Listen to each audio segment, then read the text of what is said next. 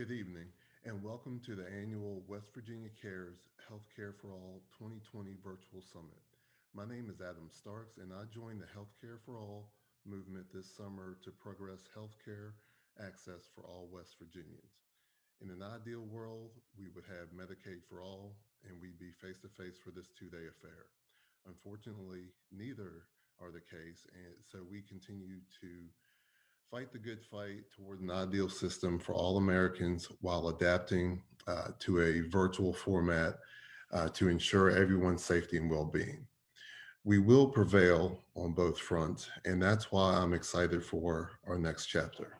COVID-19 exposed many of our healthcare system's flaws, from class divide to racial inequities, but with challenges arise opportunities. We have a small window of opportunity excuse me, to correct our systemic inequities and provide a healthcare system our state and country deserves. The data provides evidence in our favor, but human interest stories are the most powerful element we can use to forge a coalition impossible to ignore. We all know people who have been positively and negatively impacted by their access to affordable, quality health care. Our mothers, fathers, grandmas, grandpas, friends, and children deserve to live their healthiest lifestyle by ensuring that they have access to affordable health care in the richest country in the world. By attending our conference over the next 2 days, you'll learn about our agenda, our successes, and our challenges. You'll also hear from leading experts throughout the Medicaid field. And without further ado, I'd like to introduce our first presenter, Ms. Rachel Rosales. Thank you, Adam. Like Adam said, my name is Rachel Rosales. I use the she, her pronouns, and I am a senior policy analyst at Community Catalyst. I want to start out this presentation by thanking you for allowing me to enter in this space with you and talk to you about Medicaid. I also want to commemorate the passing of Justice Ruth Bader Ginsburg as we face an upcoming case that determines the fate of the Affordable Care Act. It's now more important than ever to know about our healthcare system, especially Medicaid. So for starters, what is Medicaid? If we can visualize Medicaid as an umbrella, this umbrella protects us against coverage. It provides coverage and protection against financial distress in times of heavy rainfall. And this rainfall can be the healthcare costs, unemployment, whatever it may be. And Medicaid really does provide that coverage that everyone needs. And so Medicaid is a state federal partnership. And what that means is that the state pays a portion of the program and the federal government pays for a portion of the program. And because West Virginia has decided to expand their Medicaid program, the federal government pays a larger portion of their Medicaid program. Medicaid is particularly important for West Virginia because 29% of West Virginians are covered by Medicaid, making it the state with the highest population of Medicaid beneficiaries. And so some of the highlights of Medicaid, there are many benefits to Medicaid, but I wanted to highlight 4 main points. All of these points relate to access. And so we see that because of Medicaid, low-income individuals and families are able to access the healthcare services that they need.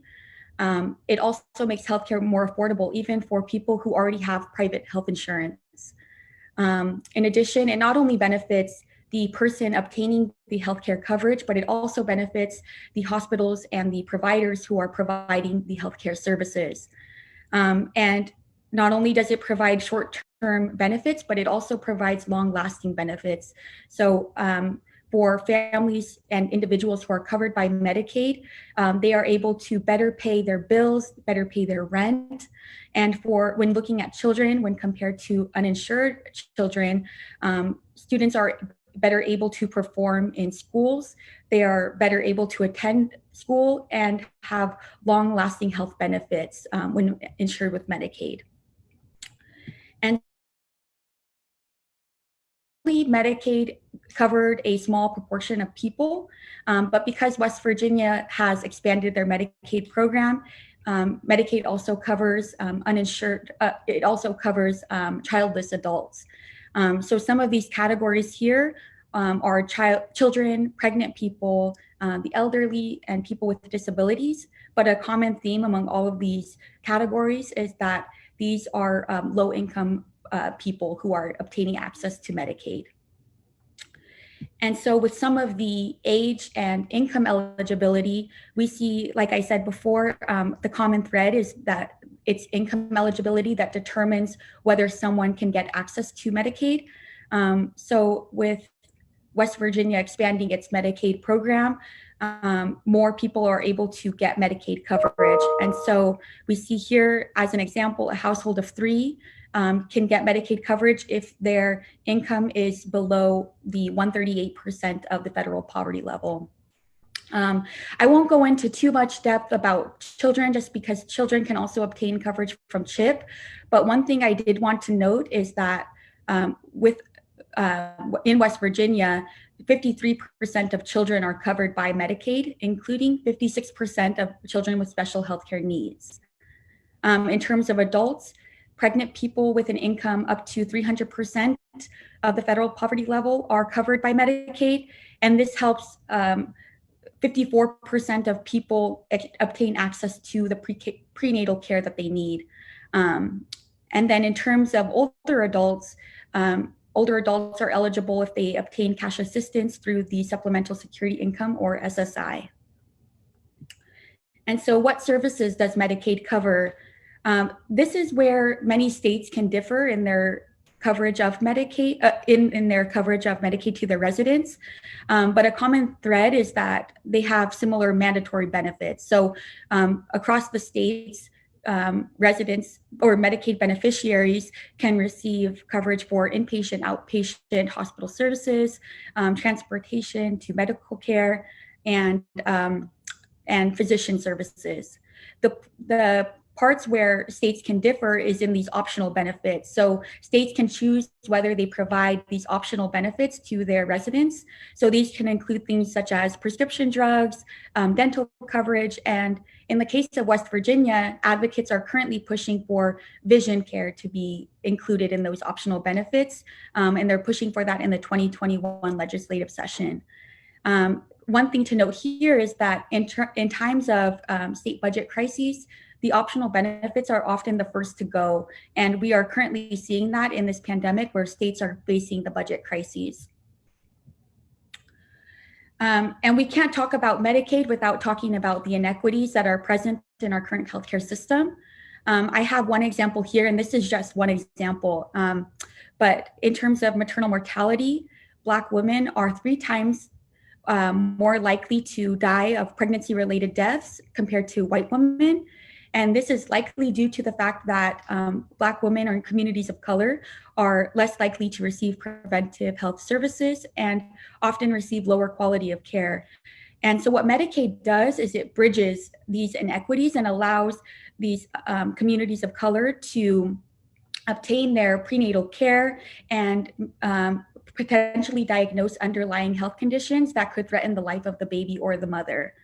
And West Virginia has made strides with their coverage of mothers. In 2019, they extended postpartum coverage for Medicaid up to 2 months, and advocates are currently pushing for that to be extended to 1 year. Not only does it help in terms of inequities, but it also helps with substance use disorder treatment and prevention services. So in West Virginia, we have the highest age-adjusted rate of drug overdose deaths in the country. This affects the person who has substance use disorder and potentially children involved, with babies being born with neonatal abstinence syndrome and more children being put into the foster care system. And so what West Virginia has done is really tackle this and create a waiver that develops a program for addressing 2 goals really for their Medicaid program. One is to provide access to prevention services and treatments, and 2, to decrease the hospital utilization that's related to overdose. So in this table on the PowerPoint, you see that at the beginning, it's projected that the impact will reach approximately 13,000 beneficiaries. And by the end of the waiver, it's projected that 22,000 hospitalizations with reduced hospitalizations and reduced distress on the state. And so how does Medicaid impact our health? Medicaid impacts our health by, like I said, avoiding some financial distress associated with paying for healthcare services. And this often falls on elderly and people with disabilities. An example of this is that 3/4 of West Virginian enrollees are children and adults, but nearly 2/3 of the state's Medicaid spending is for the elderly and people with disabilities. And that's because the services they need are often very expensive. An example of this is nursing home stays and long-term care. And on the next slide, you'll see that 76% of nursing home residents in West Virginia are covered by Medicaid, and 41% of Medicaid long-term care spending is for nursing home care. And with poverty being associated with older age and disability, access to these much needed services are critical. And so then we can talk a little bit about what has the COVID-19 pandemic exposed. These are just 4 points here, and they all relate to different groups that are disproportionately affected by the pandemic. And what this pandemic has exposed is that there are imperfections in our healthcare system that threaten the lives of these communities. So in this case here, low-income communities, rural residents, and communities of color are disproportionately affected by the pandemic. And so we need to discover ways in which Medicaid can really cover these groups and create equitable access to healthcare services. And so what has West Virginia done in response to the pandemic? Well, West Virginia has done a lot. West Virginia was ranked as the #1 best state for a quick and effective response to the COVID-19 crisis. And I think that speaks volume to how West Virginia cares for its residents.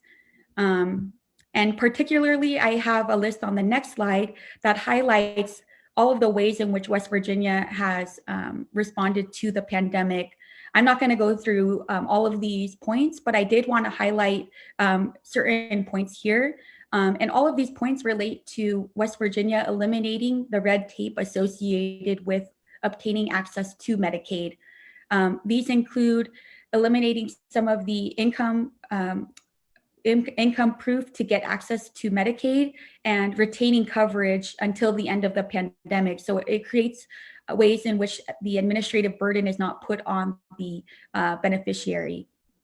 West Virginia has also made healthcare more affordable by waiving the copays and premiums until the end of the public health emergency. And so in all of these ways, West Virginia has made it accessible and more affordable for people to obtain Medicaid coverage, to not only receive COVID testing to see if they're positive, but also COVID treatment. And so coming back to our metaphor of Medicaid as an umbrella, we see that in this time of an even heavier rainstorm, because this pandemic presents so many issues in terms of the high unemployment rates, the state budget crises, and ultimately just the pandemic itself, we see the need to broaden the umbrella and allow more people to come in for protection and coverage, because it really is our best defense as we grapple with the devastating pandemic and its aftermath. And so I hope that through this presentation, you can appreciate Medicaid just as I do, as we look towards how we can better advocate in this upcoming case with the Supreme Court. So thank you so much for your time.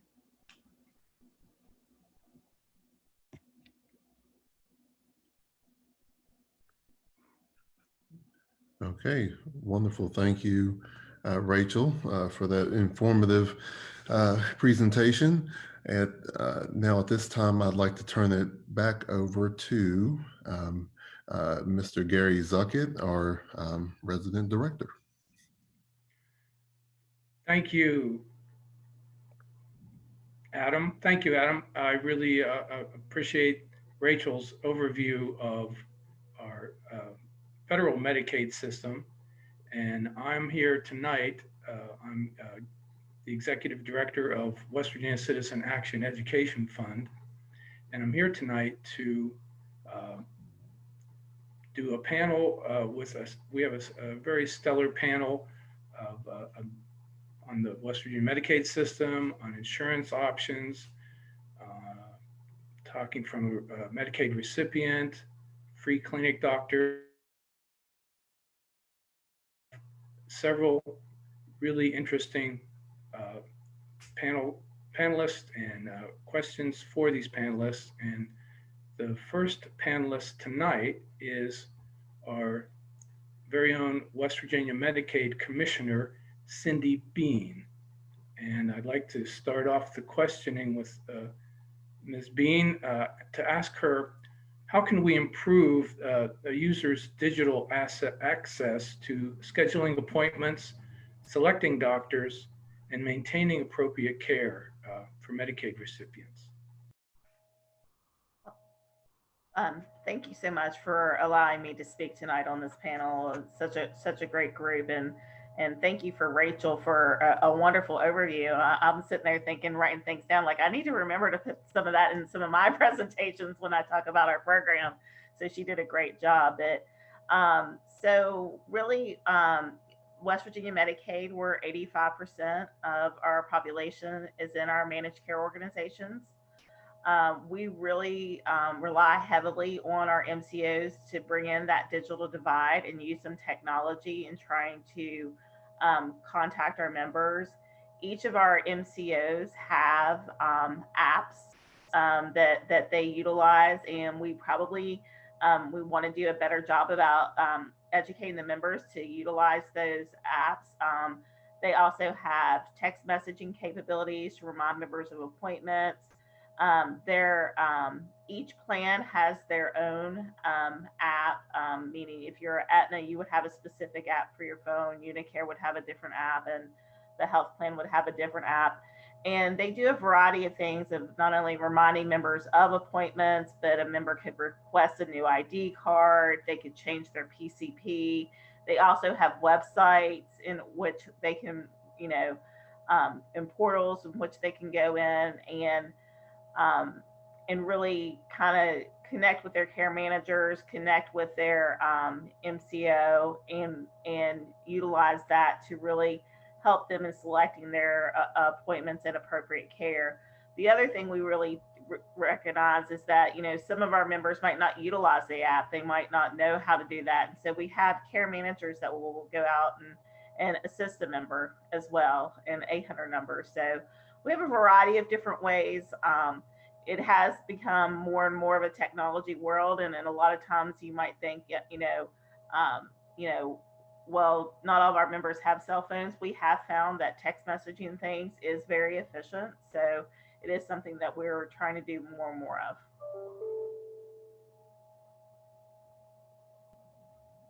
Thank you. How could we utilize telehealth for the required first-time out-of-town consultations?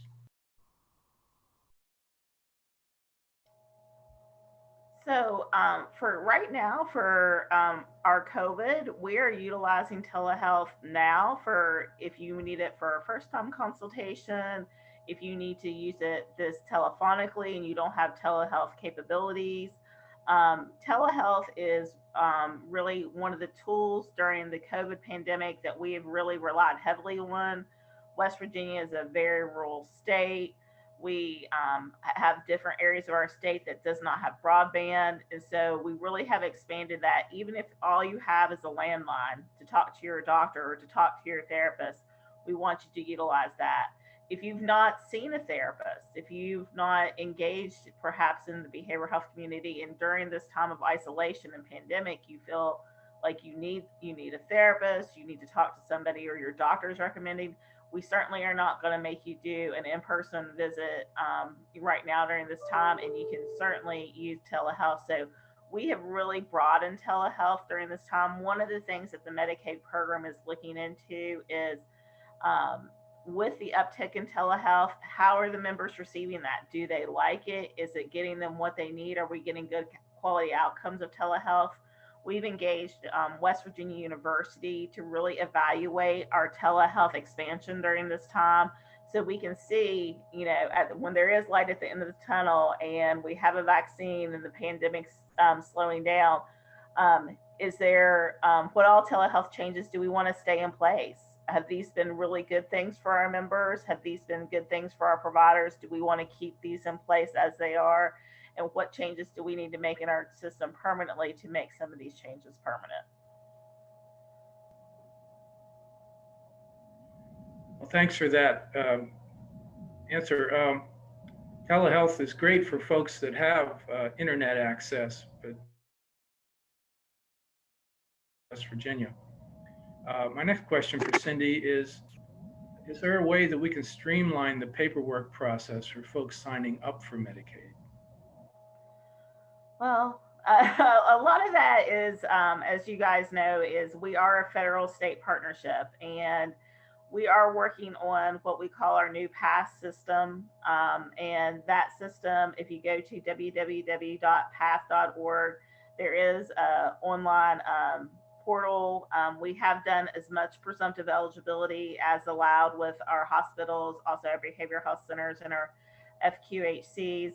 But there is still quite a bit of, asset determinations and different things that do require some paper processes. But we are redesigning that entire system, and it is like a 2-year project, but we're trying to make it as streamlined as possible. That eligibility is something that it's something we get audited on quite frequently, to make sure that we're dotting all of our I's and crossing all of our T's with regards to member eligibility. And so while it is cumbersome for some, we're trying to make it as streamlined as possible, but that's where we're at with eligibility streamlining.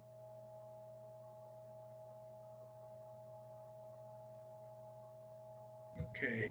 Well, thanks again. One final question. What does Medicaid do to help patients connect with covered providers? So one thing we do, our MCOs are required to have a PCP assignment for all of their members. We also have, each MCO has a handbook, and the MCOs have to offer support. And we also have our provider directory on our MMIS system as well. And so we also have KeyPro, who does our utilization management, that can help you connect with the provider too. So we have different mechanisms for individuals to connect with providers, but those care managers with our MCOs and those handbooks and online directories are really where we push members to really look for connection.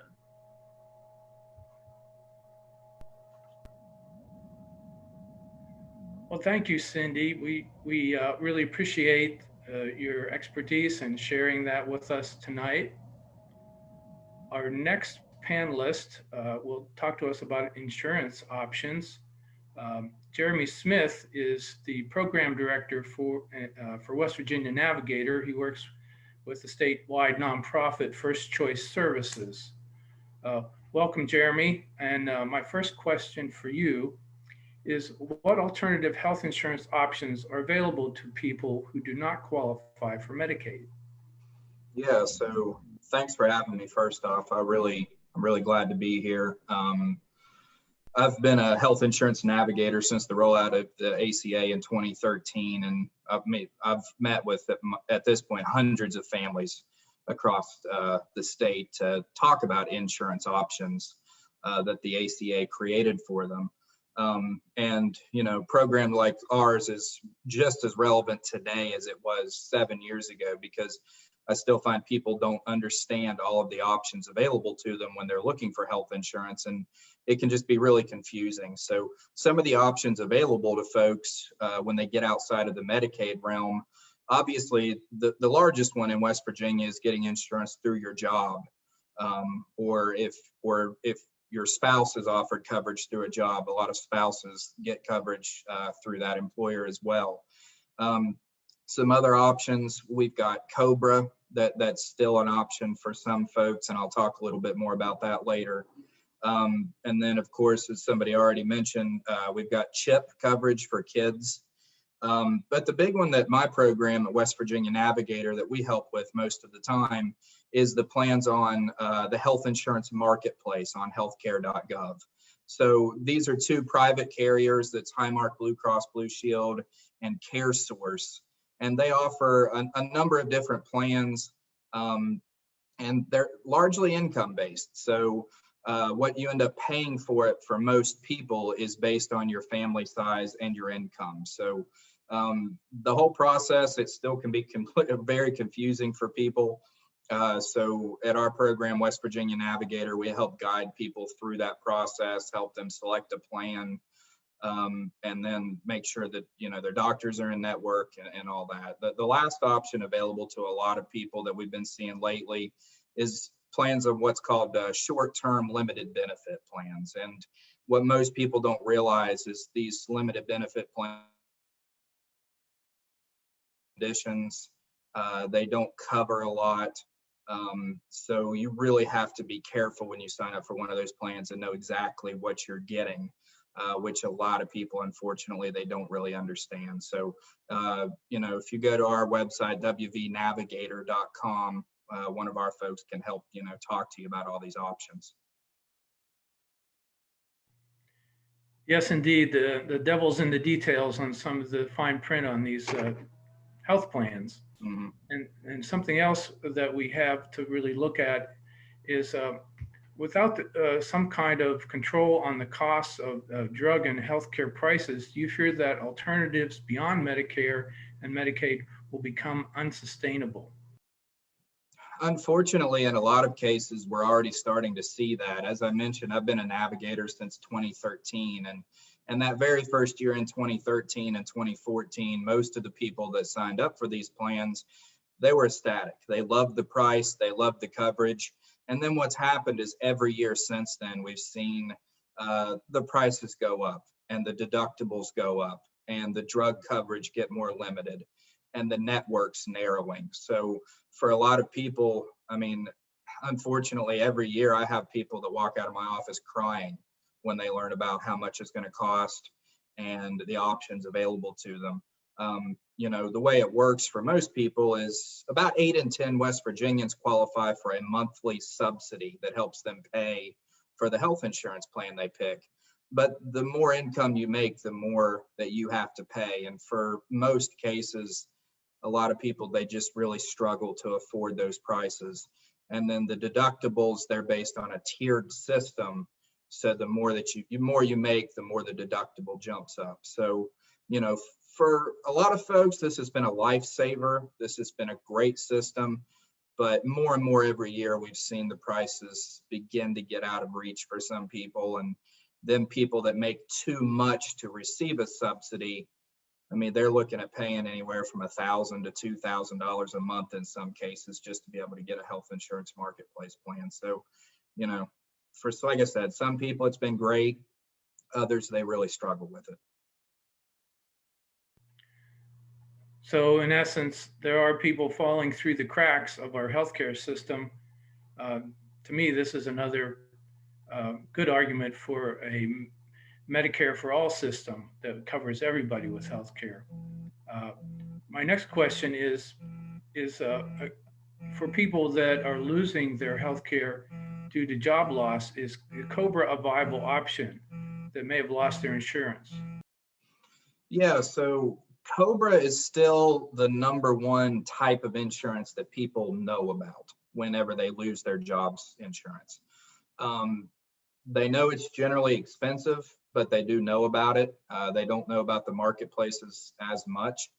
And when really they look at the options, you know, it's very expensive when they go to pick up a COBRA plan. In most cases, the majority of people, after they look at it, there's just no way they can afford it. The way COBRA works is you can stay on the same insurance plan that you were on through your job, except you have to pay the full price of it now. So you're paying your portion plus the portion your employer used to pay. So in a lot of cases, most people, they can't come close to affording that. the only times that I often see that people will even really consider it is if they've already met their deductible for the year, because they can stay on that same plan and continue to receive their treatment. And if they've met their deductible for the year, they will consider paying those high prices and stay on it. But in most cases, it's just too unaffordable for people to look at that option. And my final question for you, Jeremy, is are there other options available to West Virginians who cannot afford to purchase their health care on the marketplace or through COBRA? Yeah, so unfortunately, there are a few options, but none of them are great for a lot of people. You know, first off, I tell people, look at the marketplace every year, because the plans and prices change every year. So the open enrollment period every year is November 1st to December 15th. And if you don't qualify or like the plans one year, definitely check again, because it does change and it's based on your income for the upcoming year. So things could change. Is the other option is the short-term health insurance, the short-term limited benefit policies. And as I mentioned, these still ask about pre-existing conditions. The coverage is very limited. They are cheaper, but there's just a lot of limitations on this type of coverage. So people have to really understand what they're getting into if they look at that as an option. An option I often tell people is if you go to your local FQHC in your county, most of those have a sliding fee scale, and a lot of them even have pharmacies on site now that they can put you on that sliding fee scale as well. So you can still get some sort of coverage if you go to your FQHC. For drug coverage, you can still look at programs like GoodRx or a membership through Kroger's or other similar type programs to get your prescription drugs. And then lastly, West Virginia does have some great free healthcare clinics in this state. And more people, if they can't afford the coverage and they don't qualify for Medicaid, we encourage them to look at the free healthcare clinics as an option. But unfortunately, I mean, that's about all we have in this state. I mean, if somebody can't afford health insurance, those are the options. And, you know, if that doesn't work out for them, unfortunately, we see more and more people just rolling the dice with their health care and not getting insurance coverage and not being able to see their doctors and take care of themselves properly. So, you know, it's definitely an issue for some folks. Well, thank you again, Jeremy, for giving us this very vital information on how people can access the healthcare options that are available. And so I'm going to pivot now to our next speaker, our next panelist, who is our very own Healthcare for All Kanawha County Coordinator, Hunter Starks, and they are a Medicaid recipient and has that perspective. So my first question for you, Hunter, is do you feel Medicaid coverage is sufficient, and how would you improve it? Yes, I do definitely. I think for me, in my experience, it has been sufficient. So for my for a frame of reference, I had private insurance growing up, and most of my adult life, I've had Medicaid. For a little bit of my adult life, I had PEIA, and paying for insurance was I couldn't do it as a single parent. And the coverage with Medicaid, I've never not been able to afford a medication. But if I could improve one thing, and no, two things, I have to have two things, because I wish more doctors took Medicaid, because it would be, that's like the coverage is there, but the doctors aren't necessarily always there. And I wish there was some kind of like automatic enrollment, maybe, if that was possible. Like, I mean, with voter registration, there's automatic enrollment. I just know that when I was pregnant, as it turns out, I qualified for Medicaid, and I didn't know that. So I have doctor's bills that I didn't realize I could have gotten help with, and I was struggling then still as a single parent at that time too. But yeah. Great. That's a very good point to have people make sure they know when they qualify for Medicaid or Medicare. Next question. Did you feel like you received the best health care as a Medicaid recipient?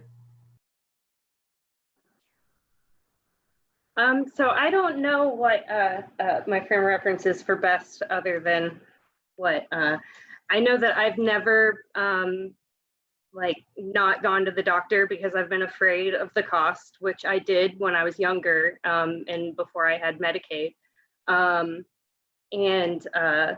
Just, I guess, looking at like the big picture of my experiences, like both with cost and just with finding care and everything, it's been overall a very good experience. Yeah.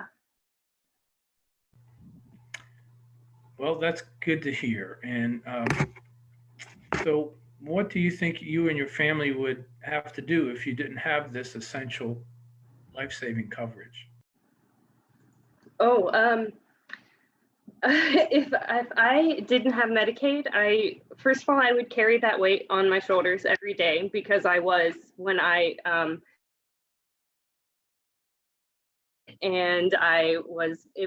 worrisome. I didn't know what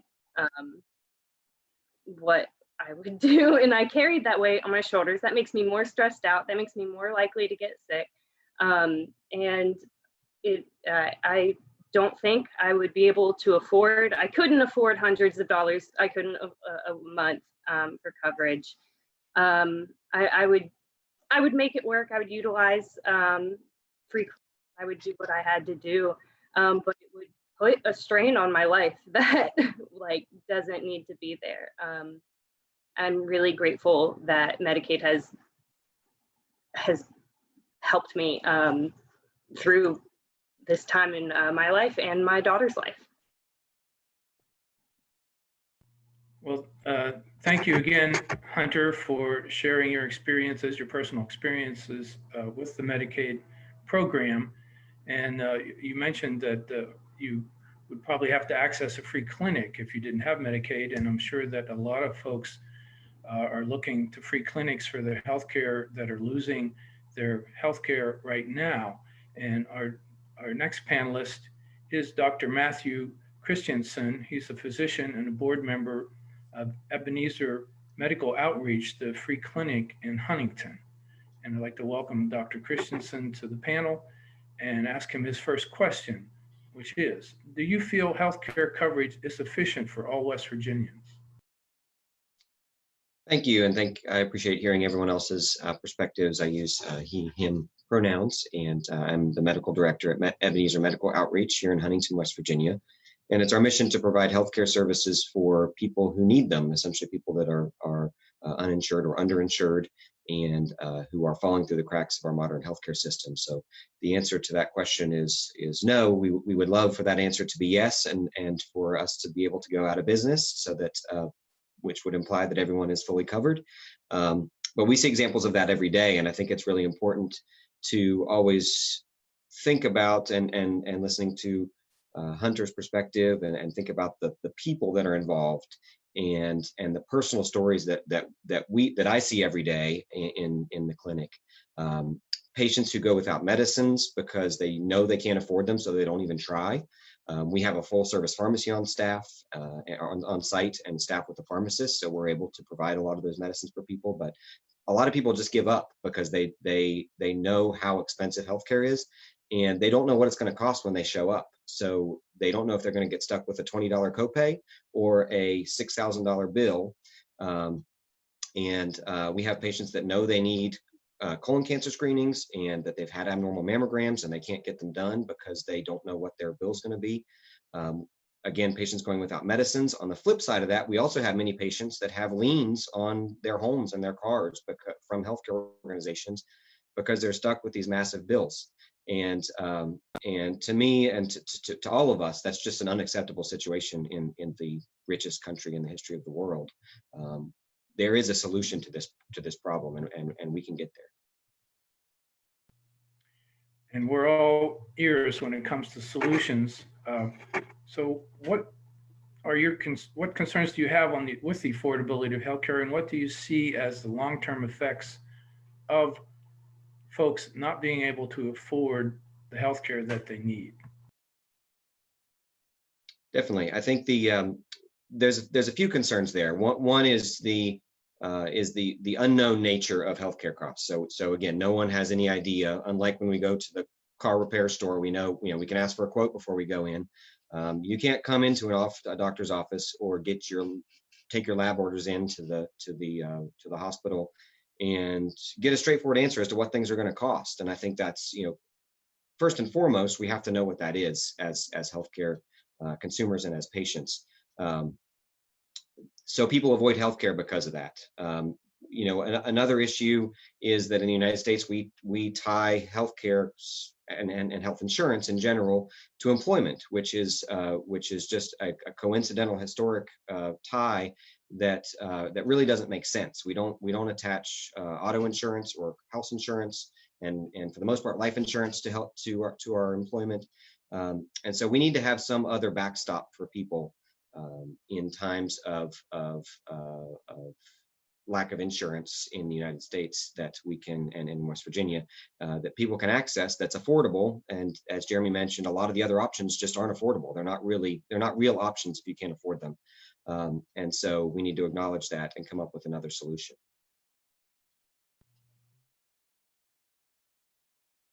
And the sort of job lock that comes with having employer-based health insurance, and that was a relic from actually World War II, when unions couldn't.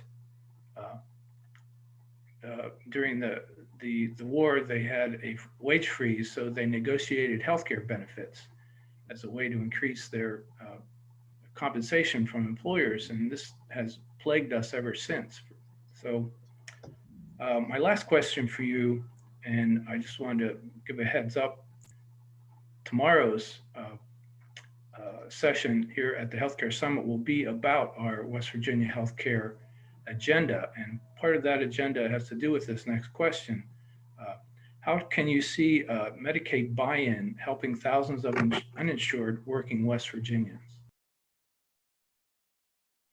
Yeah, that's a really great question. I think that's a really interesting proposal, and it's a really creative way to apply some of the tools that already work really well in healthcare, which I think Medicaid is a really great tool.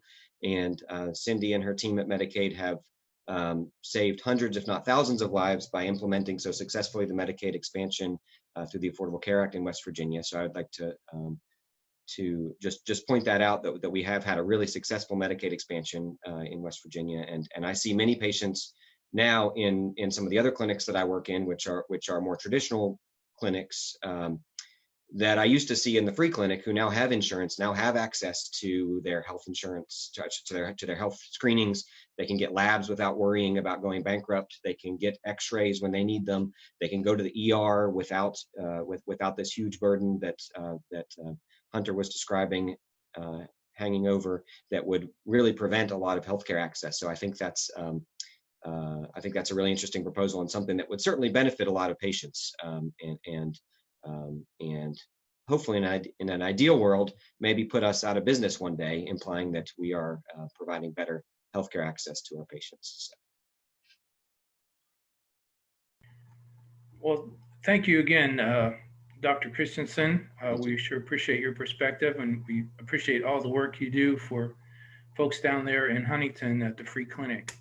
Our last and final panelist is going to talk to us about managed care. She is Jessie Ice, who is the Executive Director of West Virginians for Affordable Health Care, and which is one of the member organizations of our Healthcare for All Coalition. So I'd like to invite Jessie Ice to the panel now, and start out by asking her about what is a managed care organization, and where can folks go to learn more about them? Thanks, Gary. Thanks for having me on this panel. And thanks for everybody listening in through the internet. We're glad to have you tonight. So to understand a managed care organization and its role, it's helpful to step back and understand how Medicaid worked prior to 1996. In 1996, we initiated in West Virginia the managed care program called Mountain Health Trust. Before that, we paid for services for Medicaid recipients for what they call a fee for service. So, you know, a provider provides a service, Medicaid reimburses the provider for that service. The problem with that was there's little checks and balances on the service that the provider provided. There's little review for it, some, but not much. So what a managed care organization does, which is important for West Virginia, is it acts like a private health insurance managed care plan.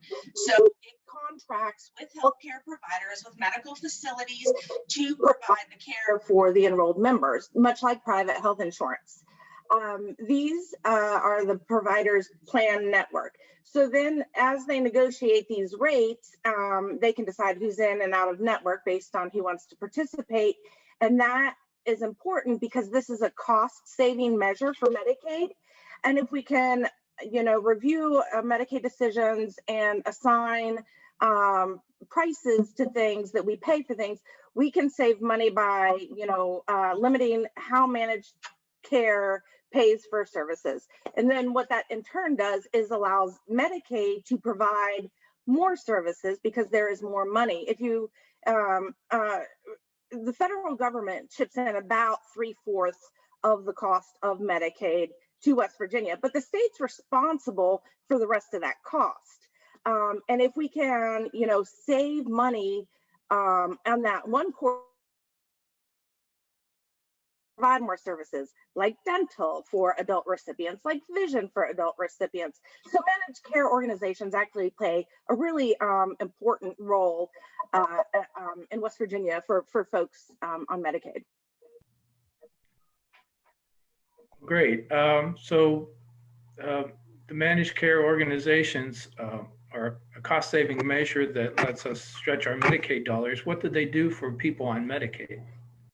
Yeah, so managed care is a way of both controlling Medicaid costs and providing healthcare that focuses on wellness and preventative care. So in West Virginia, our managed care organizations do a really good job of outreach to encourage our enrollees to get regular checkups and preventative care. And this is good for the enrollee, obviously, because we can stop problems before they get too far. But that's also good for the program as a whole because it allows the cost savings from catching things early. So, you know, the MCO really reduces these costs by coordinating between the primary care physician and, you know, what services are needed. So saving money is really important for West Virginia families. What, you know, like I said in the last question, a cost-efficient Medicaid program can cover more people and provide more covered health services. Thank you. So when Medicaid recipients choose a Medicaid program, what measures can be taken to simplify this process of selecting an MCO? Okay, this is a tough question. It's a great question, but it's hard to answer. When we want to talk about simplifying the process, and we heard from Hunter and Commissioner Bean and other folks, you know, there's going to be a little bit of process to get it to the consumer. I think our DHHR and Bureau of Medical Services has taken steps to make the process easy and simpler. They've switched, they've changed up the online services and all that. So, you know, the process is supposed to work that you can go online, you can call DHHR and they're very quick. I've got to give them credit there. Or you can visit your local DHHR office, sign up, you'll receive a notice if you qualify, and then you'll have a packet which helps choose your MCO. That's how the process is supposed to work. It's pretty simple. However, it's helpful for us, and I'm sure for Commissioner Bean and her department and DHHR as a whole, to hear from folks if this process isn't working on the ground, especially as they're trying to, streamline it and make it easier. So, giving feedback really would be a good way to streamline the process more than we already have. Yeah, it's a little bit of a complicated system that takes some studying. And one more question for you, Jesse. And before we're going to switch things up here, and I'm going to let Jesse take over asking the last question to all of the other panelists. But my last question for you is, can folks change their MCO anytime they want, or is there a certain schedule on that? In West Virginia, enrollees have the right to disenroll and re-enroll in another plan, another managed care plan at any time on Medicaid. The best place to go for that is the Mountain Health Trust enrollment broker. Mountain Health Trust is what runs our MCO contracts with the state. I can tell you that it's mountainhealthtrust.com. You can call them by phone at 1-800-449-8466, Monday through Friday. And if you need a mail-in form, you can do it through them too. That would be, if you want to change it, that's your best place to go. And I also wanted to give a nod out real quick, and Commissioner Bean mentioned this website as well. But if you go to wvpath.org, that is the portal you can get to apply for Medicaid benefits and other benefits through the Department of Health and Human Resources. Okay, so now I'm taking over and I'm in charge. So I'm going to flip this panel a little bit, and I'm going to ask the same question of each of our panelists, and then we'll do a Q&A. So here's the question. For the future of healthcare in West Virginia, and I'll go to each in turn. So Commissioner Bean, I'll start with you.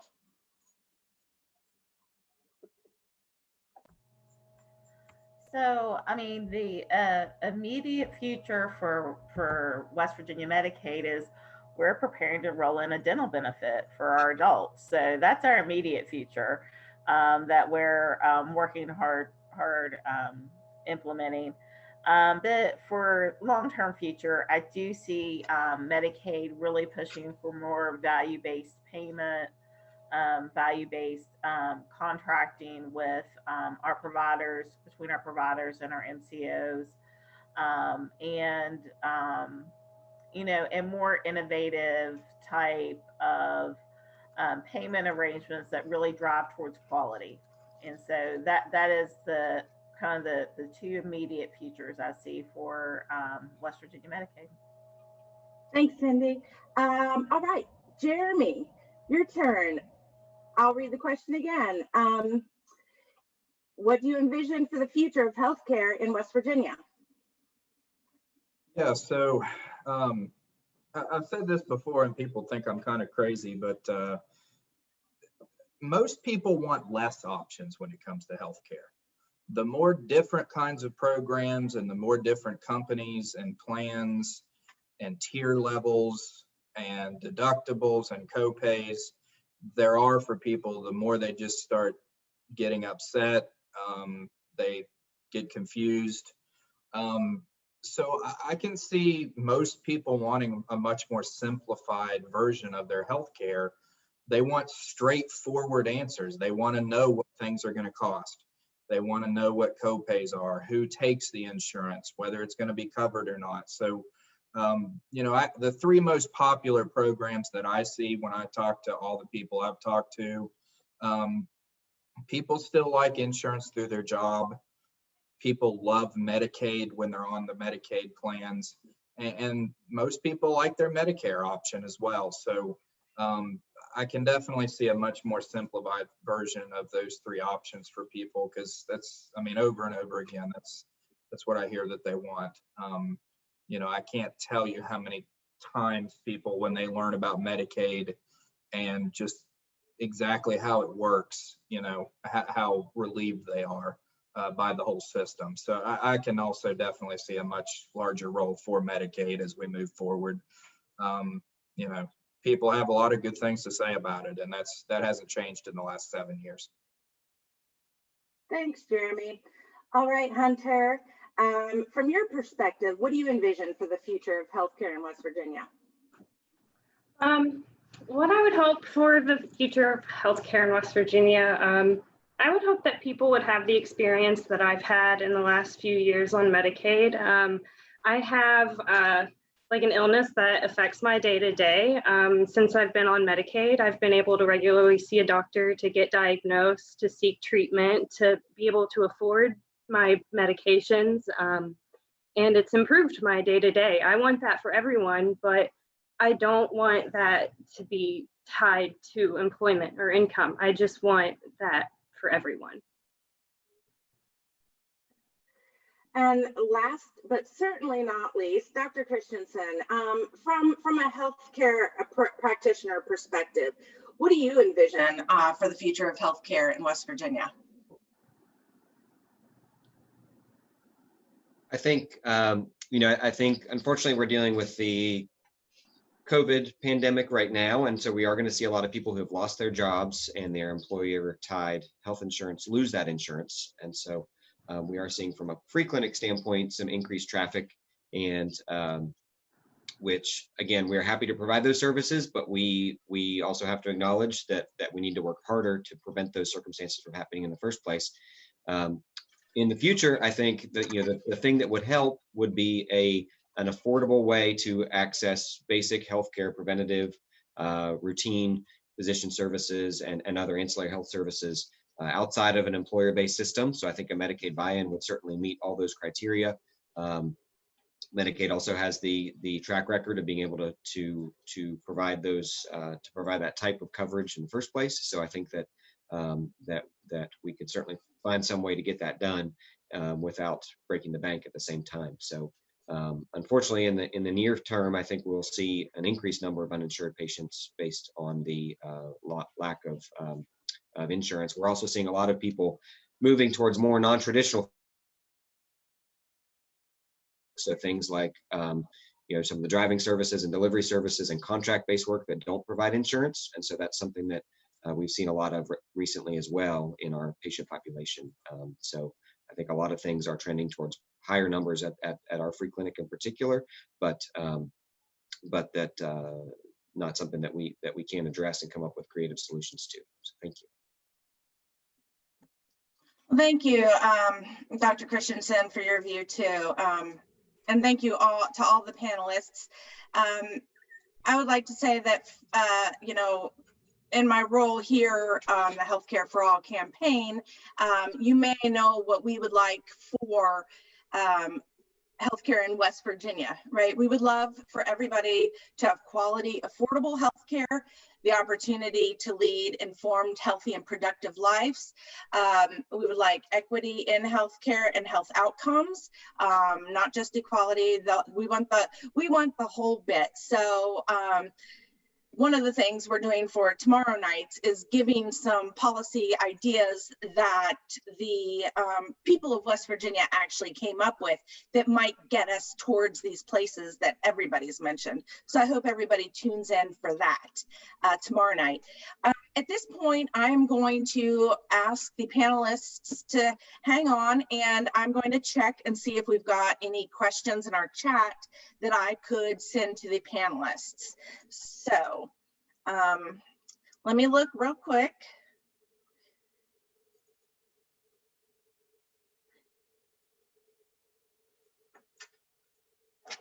All right, I am not seeing them. So give me 1 second, because I don't want to ignore questions if people have them.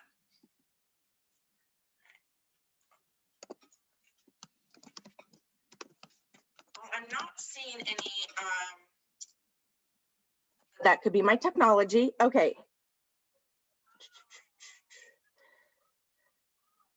Well, Since I'm not seeing any questions pop up here that maybe haven't been addressed in the chat already, I'm going to go ahead and send you guys back to Gary Zuckett. He's going to give us a bit of a federal update, let us know what's happening through the federal government right now as it pertains to healthcare.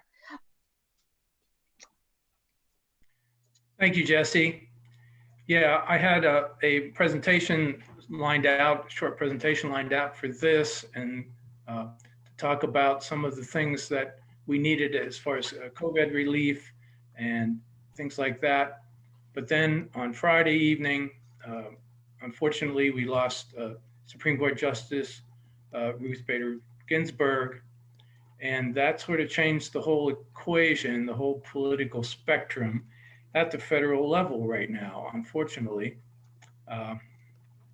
So over the weekend, Jesse Ice and Kelly from the West Virginia Center on Budget and Policy, which is our other partner in the Healthcare for All Coalition here in West Virginia, put together a statement to address this new sort of political landscape that we find ourselves in right now here in West Virginia and in across the country.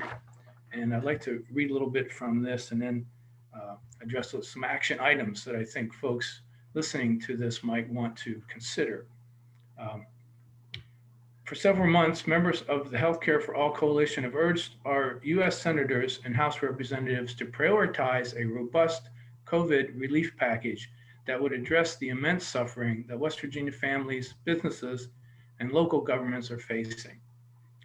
Congress has failed to come together to prioritize people and pass relief for communities since enacting the CARES Act in March. A little bit more about that. The House did pass the HEROES Act. The HEROES Act sat in the Senate since May, and the Senate leadership did not take up any kind of COVID package that they could pass. They did not, unfortunately, work with the minority party in the Senate to come together and get something out the door. Over the last several days, reporting has suggested that the U.S. Senate, lacking consensus on another COVID relief package, would adjourn until after the election without addressing the urgent needs of facing families in West Virginia and across the country.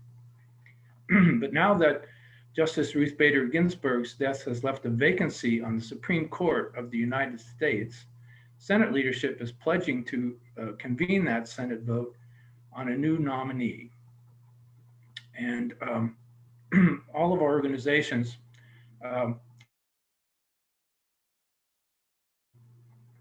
from the West Virginia Center on Budget and Policy, their statement was, families across West Virginia are facing spiking food and housing insecurity.